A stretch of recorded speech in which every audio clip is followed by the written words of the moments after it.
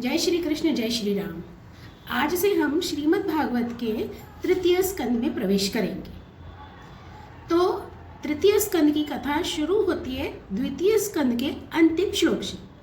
इस श्लोक में ऐसा कहा गया है कि सौनक जी सूत जी से पूछते हैं कि आपने एक बार महात्मा विदुर के बारे में कहा था कि वे पूरे संसार का सारा सुख चैन त्याग करके वनों में जंगलों में चले गए थे। तो जब वे चले गए थे तो क्या वे वापस आकर लौटे थे, और अगर लौटे थे तो वो क्यों लौटे थे और आकर के उन्होंने क्या किया था।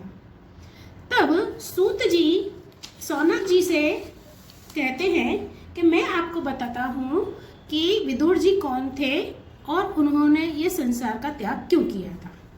तब राजा परीक्षित भी यही जानने की कोशिश कर रहे थे और उन्होंने भी यही प्रश्न पूछा कि मुझे महात्मा विदुर के बारे में जानना है। तब सुखदेव जी ने महात्मा विदुर के बारे में बताया। उन्होंने कहा कि ये उन दिनों की बात है जब राजा धृतराष्ट्र ने अन्यायपूर्वक अपने दुष्ट पुत्रों का पालन पोषण करते हुए अपने छोटे भाई पांडु के पुत्रों को लाक्षागृह में जलाकर मारने की कोशिश की थी। और धृतराष्ट्र ने ही नहीं बल्कि दुर्योधन और उसके सभी भाइयों ने मिलकर के पांडवों को कई बार उनकी जान लेने की कोशिश की थी, उनको मारने की कोशिश की थी। उन्होंने ये भी बताया कि जब युधिष्ठिर जी की पटरानी द्रौपदी का चीरहरण हुआ था, जब उनके बालों को खींच करके बालों से पकड़ करके उनको खींच करके सभागृह में दुशासन लेकर आया, तब सभी लोगों ने मौन साध लिया था। विदुर जी ने उनका विद्रोह किया तो उनको वहां से चले जाने के लिए कहा गया। जब विदुर जी तो वहां से चले गए और उसके बाद में जब ये सब पूरा हुआ और भगवान श्री कृष्ण ने द्रौपदी महारानी की लाज बचाई, उनका चीर पूरा, उनके वस्त्र हरण नहीं होने दिया, और उसके बाद में सभा बैठी। सभा बैठने पर सब लोगों ने, क्योंकि विदुर जी उनके सबसे बड़े सलाहकार थे, तो उनसे भी पूछा गया कि आप बताइए कि क्या करना चाहिए। तब विदुर जी ने उनसे सलाह दी कि आपको उनकी यह जमीन जो है वो लौटा देनी चाहिए, उनका राज्य लौटा देना चाहिए। आपने छल कपट करके इनका राज्य छीन लिया था और जब सब कुछ शांत हो चुका है तो आप इन्हें इनका राज्य वापस दे दीजिए। तब दुर्योधन, दुशासन, कर्ण ये सभी खड़े हो गए और उन्होंने महात्मा विदुर का घोर अपमान किया और उन्होंने राजा धृतराष्ट्र से कहा कि आप इन्हें इस राज्य से बाहर निकाल दीजिए। तो जब यह चर्चा हुई तो विदुर जी ने अपना सारा राजपाट वहीं पर छोड़ दिया, जो भी वो सेवा देते थे वो सब छोड़ दी। उन्होंने अपनी तलवार वहीं पर धृतराष्ट्र के चरणों में रख दी और वो वहाँ से चले गए और फिर उन्होंने भगवान श्री कृष्ण का व्रत लिया कि मैं उनके सभी मंदिरों के दर्शन करूंगा, सभी तीर्थों पर जाऊंगा, सभी जगह पर वो भ्रमण करने लगे। वो जानते थे कि कृष्ण जो है वो सिर्फ कृष्ण नहीं है, वे तो भगवान हैं। वे सभी तीर्थों पर, वनों में, जंगलों में एक साधारण व्यक्ति के रूप में विचरण करने लगे, घूमने लगे। कई वर्षों के बीत जाने पर जब उन्होंने ये समाचार सुना कि अब कौरव नहीं रहे, तब वे थोड़े दुखी हुए और वे चल करके सरस्वती नदी के तट पर आकर बैठ गए। और फिर उसके बाद में उन्होंने अलग अलग करके 11 तीर्थों पर भ्रमण किया।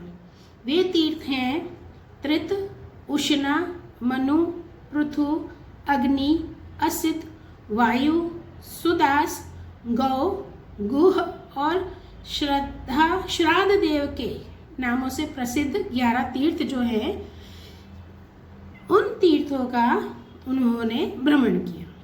फिर वे चल करके आगे बढ़ते हुए सौराष्ट्र, सौवीर, मत्स्य और कुरांजल आदि देशों में होते हुए कुछ दिनों तक वे यमुना तट पर रहे। तब वहां पर उन्हें उद्धव जी का दर्शन हुआ। अब हम जानेंगे कि उद्धव जी कौन हैं। उद्धव जी श्री कृष्ण के परम भक्त हैं और वे कृष्ण के सबसे बड़े दास भी कहे जाते हैं। भगवान कृष्ण उन्हें अपना सखा भी मानते हैं और उन्हें बहुत स्नेह करते हैं।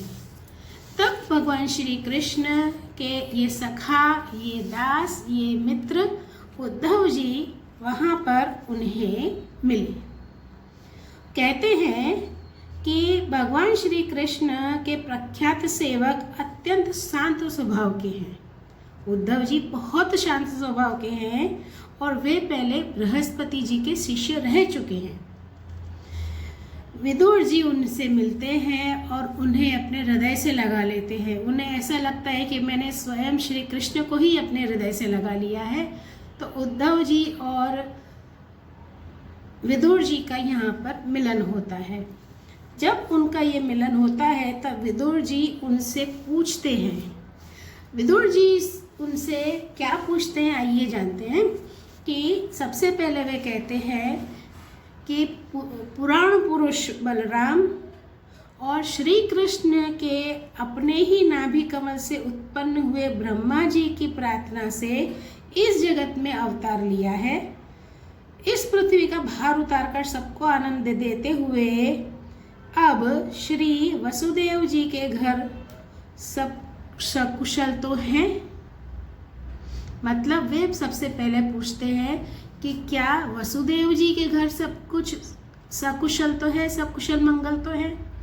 उसके बाद में वो पूछते हैं कि पूज्य वसुदेव जी के जो कुरुवंशीय के परम सूर्य हैं और जो अपने बहनों को पिता समान प्रेम देते हैं। मतलब उनकी बहनें जैसे कुंती वगैरह जो है उनकी बहनें हैं, वो अपनी बहनों को एक पिता की तरह प्रेम करते हैं। तो क्या वसुदेव जी सकुशल तो हैं।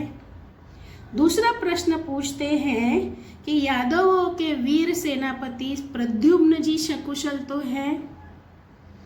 तीसरा प्रश्न पूछते हैं कि सात्वत, वृष्णि, भोज और दशाहर वंशी यादवों के अधिपति महाराजा उग्रसेन क्या वे सुख से हैं।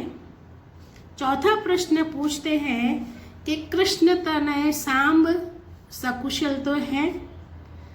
वे कहते हैं कि वे पहले पार्वती जी के द्वारा गर्भ में धारण किए हुए स्वामी कार्तिकेय ही हैं जो इस जन्म में सांब बन करके आए हैं। फिर वे आगे पूछते हैं कि सात्यकी जिन्होंने अर्जुन से धनुर्विद्या प्राप्त की थी क्या सात्यकी सकुशल हैं। छठा प्रश्न पूछते हैं कि बुद्धिमान अक्रूर जी वही हैं जो भगवान श्री कृष्ण को मथुरा लेकर आए थे। तो कहते हैं कि क्या अक्रूर जी सकुशल हैं।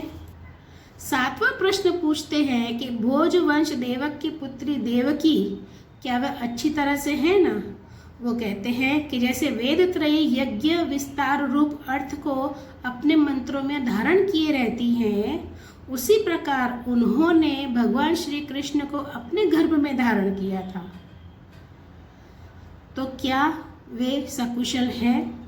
आठवां प्रश्न पूछते हैं कि जिन्हें शास्त्र वेदों के आदि कारण और अंतःकरण चतुष्टय के चौथे अंश मन के अधिष्ठाता बतलाते हैं वे अनिरुद्ध जी क्या वे सकुशल हैं। नौवां प्रश्न पूछते हैं कि सत्यभामानंदन चारुदेशन क्या वे सकुशल हैं। 10वें प्रश्न में वे पूछते हैं कि महाराज युधिष्ठिर अपने अर्जुन और श्री कृष्ण रूप दोनों भुजाओं की सहायता से धर्म मर्यादा का न्यायपूर्वक पालन तो कर रहे हैं ना। मतलब वे कहते हैं कि युधिष्ठिर की 2 भुजाएं, एक भुजा श्री कृष्ण और दूसरी भुजा अर्जुन, तो क्या वे अपनी इन दोनों भुजाओं से शासन अच्छी तरह से तो कर रहे हैं ना। उसके बाद वे पूछते हैं कि भीमसेन जो असहिष्णु है, क्या भीमसेन का गुस्सा शांत हुआ, क्या वे ठीक हैं।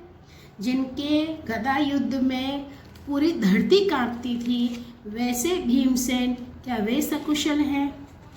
12वां प्रश्न वे पूछते हैं कि क्या गांडीवधारी अर्जुन जो भगवान श्री कृष्ण के अति प्रिय है, उनके सखा है, क्या वे सकुशल हैं।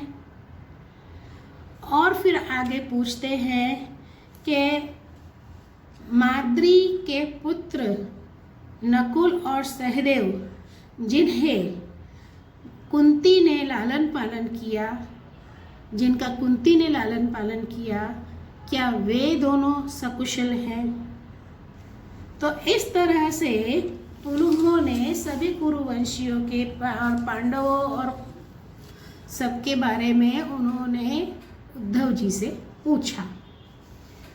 और विदुर जी ये भी कहते हैं कि युधिष्ठिर तो युद्ध जीत गए, लेकिन धृतराष्ट्र अपने उस अंधे प्यार की वजह से और राज्य के शासन पाने के लालच की वजह से और कितने ही न जाने कुकर्मों की वजह से, जिन्होंने अपने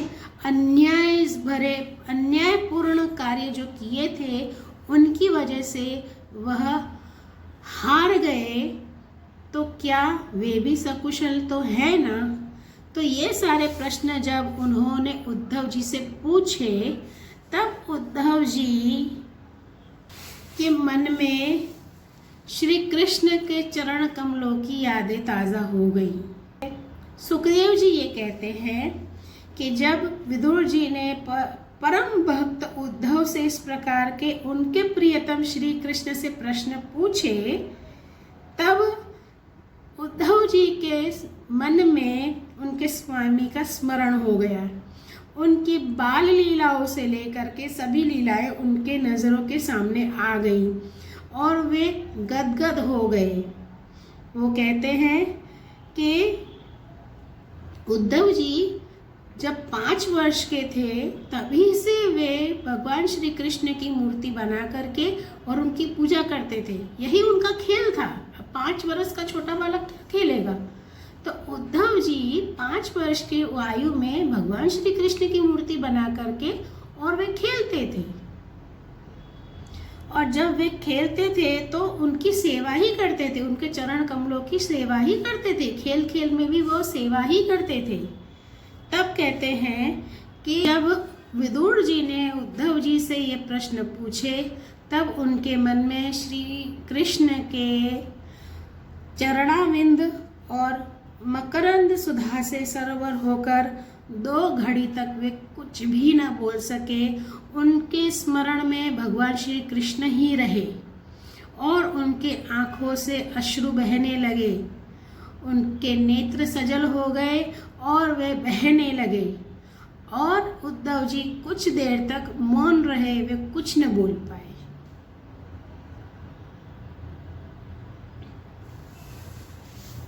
उद्धव जी ने क्या उत्तर दिया, ये हम आगे की वीडियो में देखेंगे।